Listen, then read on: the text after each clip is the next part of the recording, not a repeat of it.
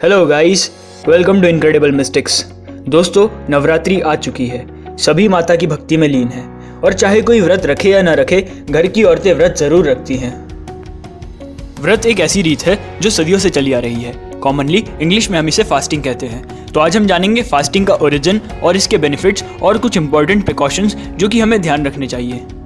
Origin, असल में इसका एग्जैक्ट ओरिजिन बता पाना थोड़ा मुश्किल है, पर यह एक ऐसी कॉमन चीज़ है जो कि कई सारे धर्मों में प्रैक्टिस की जाती है। फिर चाहे वो बुद्धिज़्म हो, क्रिश्चियनिटी हो, इस्लाम, जुदाइज़्म, टाओइज़्म, जैनिज़्म और हिंदुइज़्म, इन सभी रिलीजन्स में फास्टिंग की मान्यता है। 5th सेंचुरी BC की बात की जाए तो ग्रीक फिजिशियन हिपोक्रेट्स, जिनकी नाम की शपथ आज के प्रेजेंट टाइम डॉक्टर्स लेते हैं, ऐसे महान व्यक्तित्व ने अपने समय पर कई मरीजों के इलाज के लिए उनकी स्पेसिफिक बीमारी के अकॉर्डिंग उन्हें क्या कुछ नहीं खाना पीना चाहिए जो उनकी बीमारी को बढ़ा सकता है, उसके अकॉर्डिंग इनका इलाज किया। तो ये बहुत ही छोटा सा हिस्सा हुआ फास्टिंग का, जो कि है परहेज करना, कि जो हमारे शरीर के लिए उचित ना हो उसका परहेज करें। अब जरा बात करते हैं अपने प्यारे देश भारत की। हमारे इंडियन स्क्रिप्चर्स में फास्टिंग के बारे में बहुत ही डीप नॉलेज दिया गया है।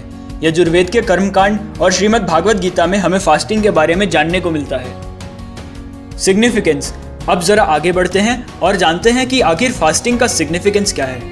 आखिर क्यों हमारे पूर्वज फास्टिंग यानी कि उपवास को इतनी इंपॉर्टेंस देते थे। एक्चुअली फास्टिंग एक ऐसी मेथड है जो कि फिजिकल, मेंटल और सोल लेवल पर हमें बहुत सारे एडवांटेजेस प्रोवाइड करती है।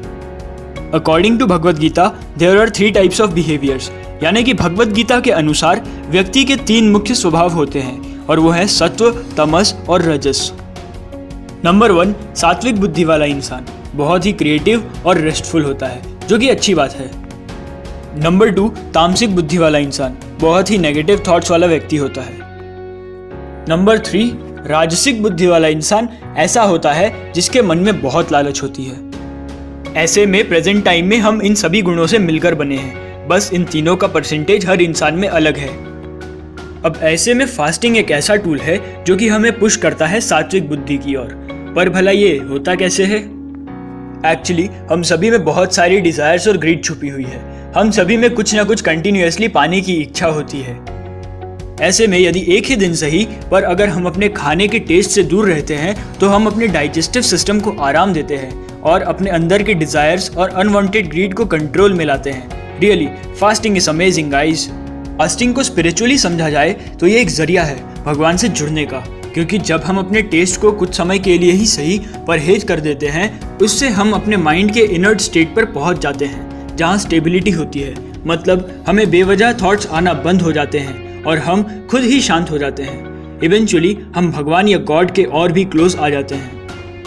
अब हम थोड़ा प्रिकॉशंस की बात कर लेते हैं, क्योंकि फास्टिंग में सावधानियां बहुत ज़रूरी है और गलत तरह से फास्ट करने के कारण आप अपनी हालत भी बिगाड़ सकते हैं। सबसे पहले आप ये बात का ध्यान रखें कि आप जो भी फलाहार लेते हैं फास्टिंग के दौरान उसे कभी भी एक साथ ना लें, बल्कि हर थोड़ी देर में आप थोड़ा थोड़ा खाएं। स्टे हाइड्रेटेड, यानी कि समय समय पर पानी पीते रहें, क्योंकि थोड़ा डिहाइड्रेशन होने के कारण भी आपको थकान फील हो सकती है।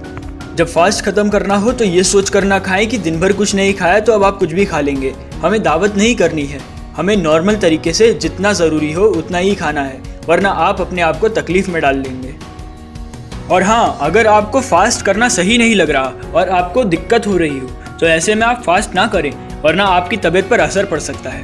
कंक्लूजन्स, तो गाइस इन सभी बातों को ध्यान में रखें और जिन्हें कोई पर्टिकुलर प्रॉब्लम हो, जैसे कि डायबिटीज़ या और कोई डिसीज़, ऐसे लोग डॉक्टर्स की एडवाइस लेकर ही फास्टिंग करें। हमारा विजन इस वीडियो को लेकर यही था कि आप सभी अपनी परंपराओं को जानें और उन्हें बेतुका ना समझें। सो गाइस, जिन्होंने कभी ट्राई नहीं किया वो ट्राई करें, और आज के लिए बस इतना ही। Thank you, goodbye, take care.